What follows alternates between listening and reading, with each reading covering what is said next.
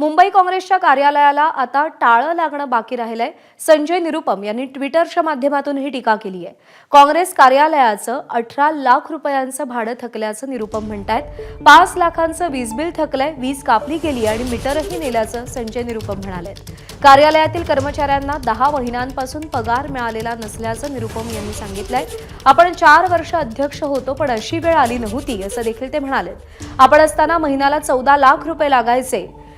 नेते यूट्यूब व्हिडिओमध्ये व्यस्त असल्याची टीका देखील त्यांनी केली आहे. काँग्रेस ठाकरेंच्या पायातली वहाण बनली असल्याचं देखील संजय निरुपम म्हणाले.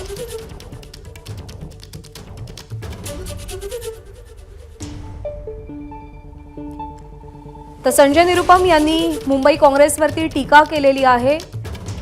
तसं ट्विट त्यांनी केलेलं आहे. मुंबई काँग्रेसच्या कार्यालयाला आता केवळ टाळं लागणं बाकी असल्याचं ते म्हणतायत. संजय निरुपम यांनी ट्विटद्वारे टीका केली आहे. काँग्रेस कार्यालयाचं 18 लाख रुपयांचं भाडं थकलंय हे त्यांनी समोर आणलंय. तर 5 लाखांचं वीज बिल थकलंय आणि त्यामुळे या कार्यालयाची वीज देखील कापली गेली आहे. मीटर सुद्धा काढून नेल्याचं संजय निरुपम यांचा दावा आहे. कार्यालयातल्या कर्मचाऱ्यांना गेल्या 10 महिन्यांपासून पगार दिला गेला नसल्याचं देखील त्यांनी म्हटलेलं आहे. 4 वर्ष आपण ज्यावेळी अध्यक्ष होतो त्यावेळी अशी वेळ आली नव्हती असं देखील ते म्हणाले. आपण असताना महिन्याला 14 लाख रुपये लागत असल्याचं देखील ते म्हणाले.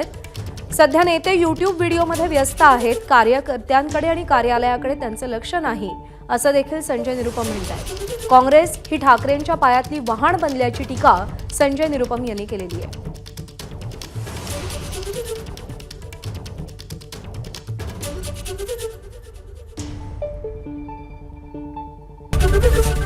एबीपी माझा, उघडा डोळे बघा नीट.